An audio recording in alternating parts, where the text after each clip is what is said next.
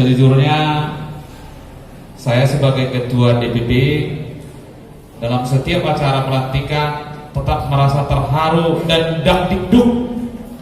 Ada gimana, was-was ya, was-was bagaimana ini acara berjalan lancar atau tidak. Apalagi pengurus yang baru DPK HBB Medan Danai yang belum berpengalaman. Saya sebagai ketua umum berada di ujung tanduk yang merasa khawatir kalau ada yang salah pasti ketua umum kena tegur dari yang lain. Barang kami katanya pula kan.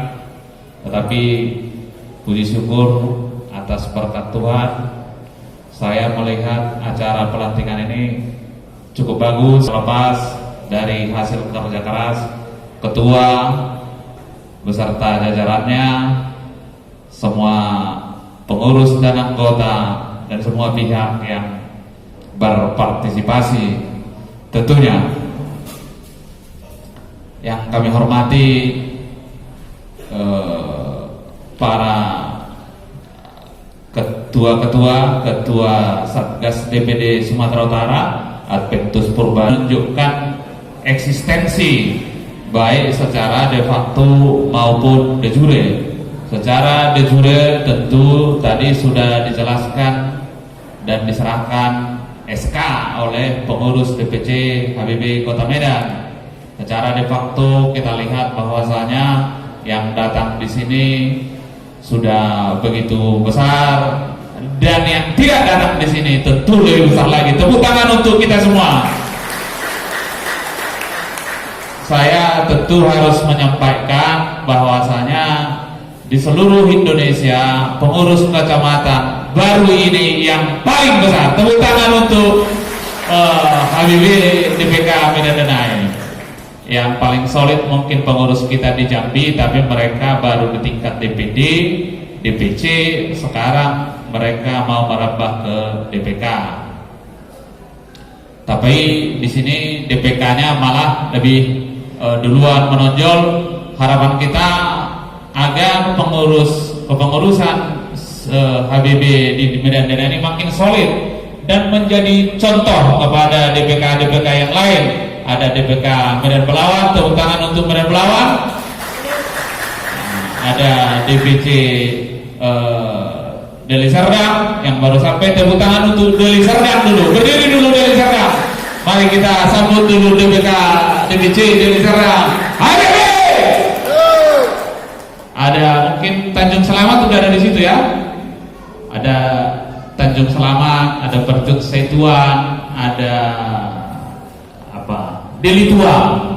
HBB ini ada di sini rekan kita dari pers Sirait, Live Sirait ini juga.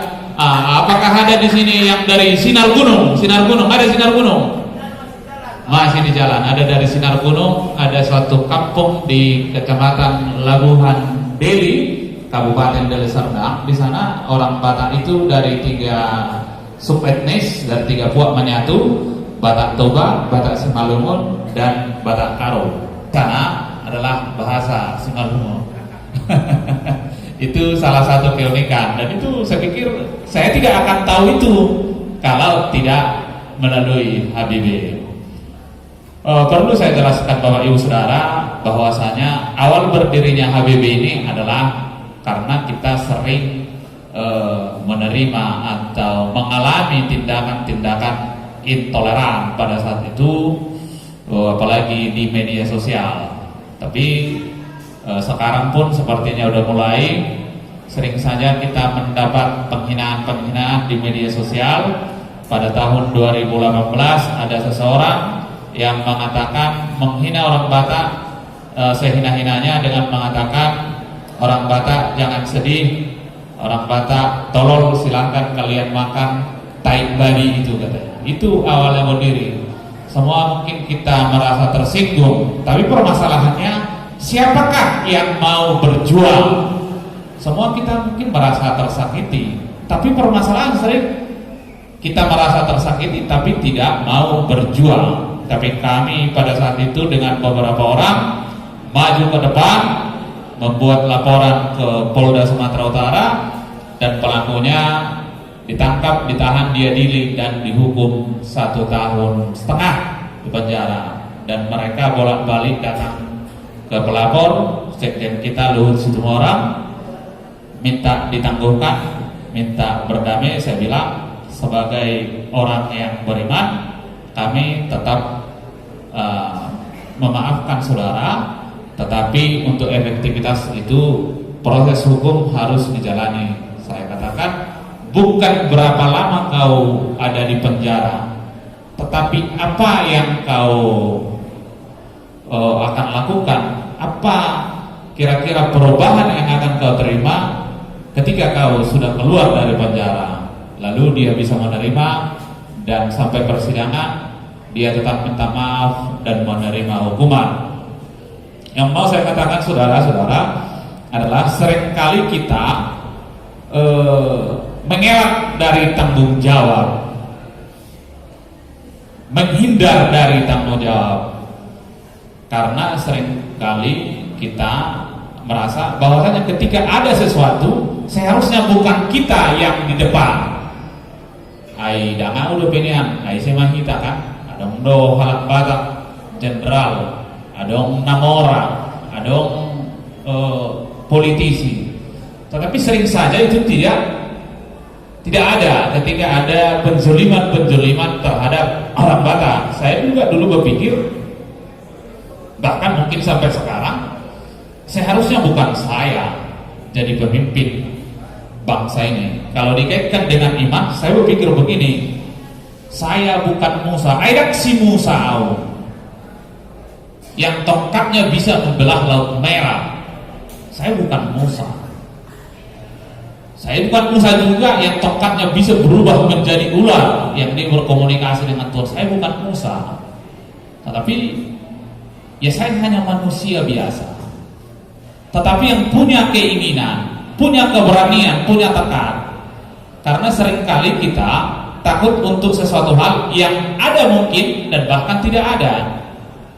Orang berpikir ya penderitaan mungkin yang paling besar ya mati, terbunuh, meninggal gitu. Atau lambat kita akan mati juga. Tinggal apakah kita mati sebagai pengecut atau seorang pejuang. Dan orang Batak adalah pejuang. Tepuk tangan dulu untuk orang Batak. Jadi ada falsafah di orang Batak mengatakan mek pesi hapor di jujung do si majujungna. Sekecil apapun kita harus tetap memperjuangkan harga diri kita. Itu kira-kira filosofi orang Batak. Tepuk tangan untuk orang Batak. Dan saya adalah tentu sebagai seorang pengacara adalah orang yang berpendidikan SH, MH, yang juga pendidikan yang saya terima juga sudah mungkin ada pendidikan yang dari Eropa. Kalau hukum itu kan berasal dari kalau hukum Indonesia berasal dari Belanda. Kalau Belanda itu kiblatnya ke Latin, Romawi kuno. Artinya falsafah-falsafah orang Barat juga sudah saya pelajari. Tetapi yang mau saya katakan bahwasanya falsafah orang Barat itu tidak kalah maju daripada falsafah orang Eropa itu. Tepuk tangan untuk orang Batak. Jadi kalau kita berpikir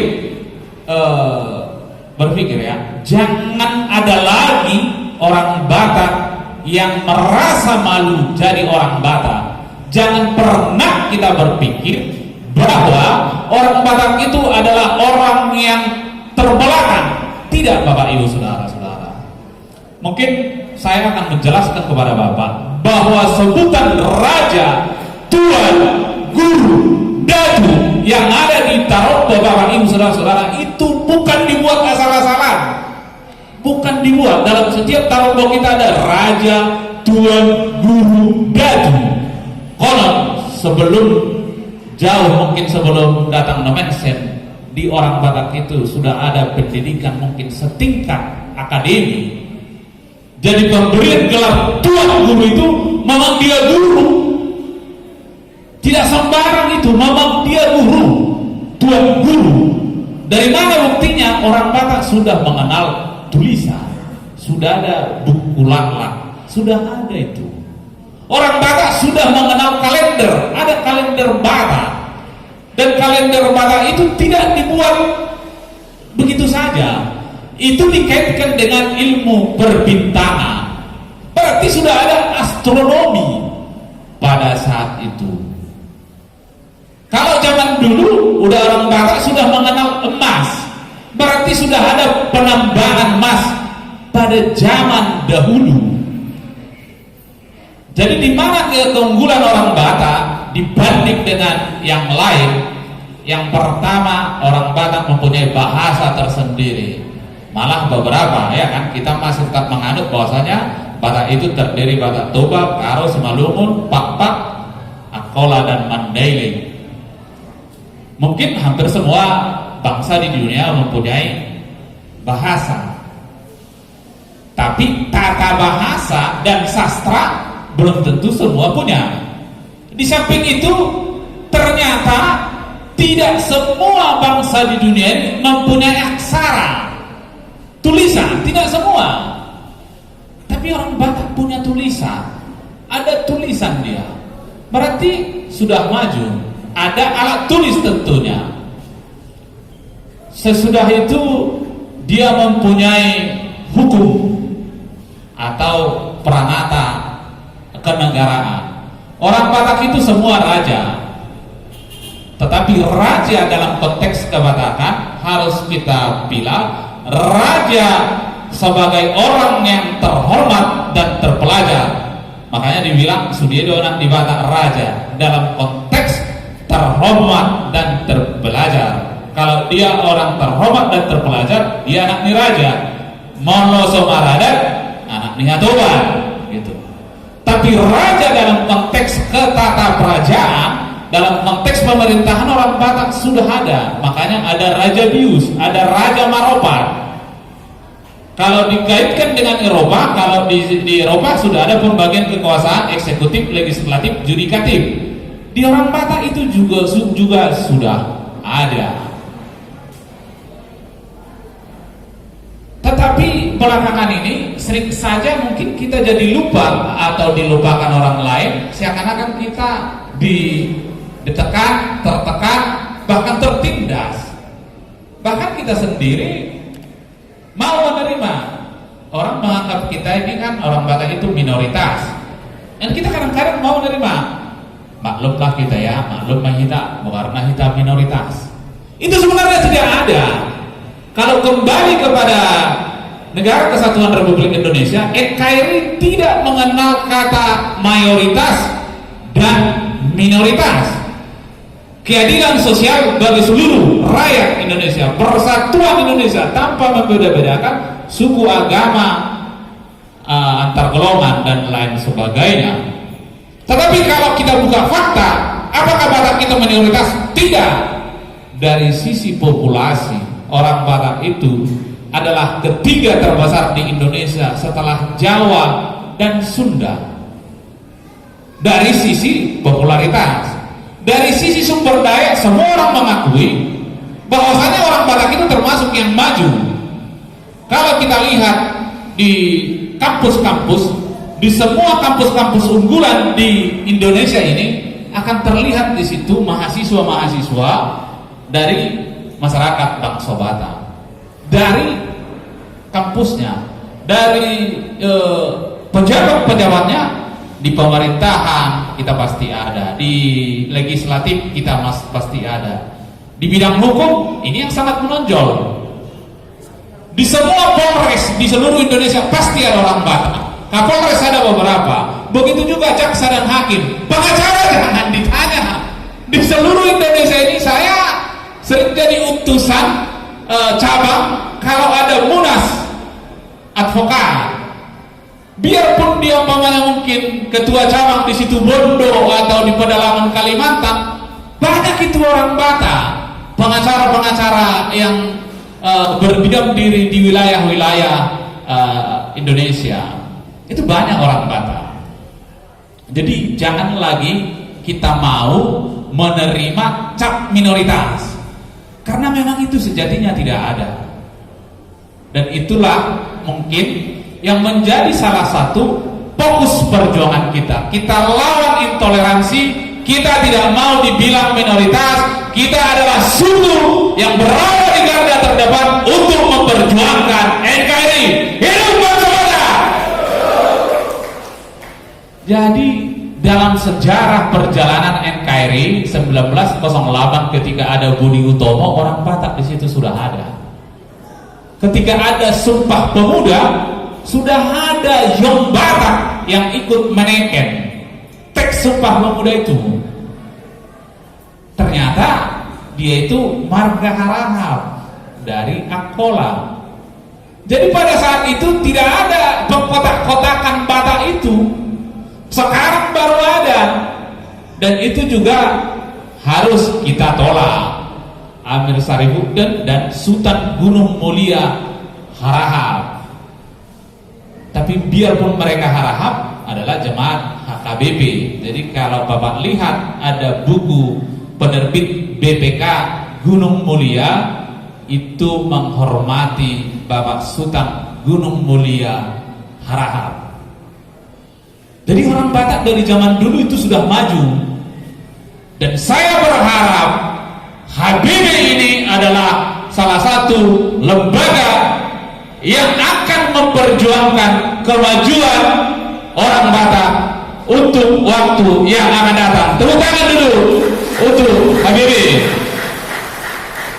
Karena kita selama ini sudah tertinggal, tentu ada percepatan, ada istilah pendidikan akselerasi. Mungkin di zaman dulu Bapak bisa mungkin tahu kalau ada murid yang pintar, kelas 3 bisa dia naik ke kelas 5. Abang saya pernah saya lihat itu, dia kelas 3 naik kelas langsung kelas 5, akselerasi. Harapannya Habibie ini juga menjadi akselerasi kemajuan untuk bangsa Batak. Tepuk tangan untuk bangsa Batak. Akhir kata, saya mengucapkan selamat kepada pengurus terpilih DPK Habibie Kecamatan Pedangdenai, dan ini menjadi contoh kepada DPK-DPK yang lain agar segera bekerja keras dan mewujudkan cita-cita organisasi kita ini. Mohon maaf atas segala kekurangan. Demikian yang bisa saya sampaikan, kurang lebih mohon dimaafkan. Terima kasih. Horas! Horas! Horas! Bilanglah Habibie sekali biar kita jawab semua. Iya, kita jangan lupa ya, Habibie. Horas ya, aku bantu. 1, 2, 3. Habibie! Horas bangsa Batak. Habibie! Tapana do tajumna. Habibie! Rimni dahi do gogona.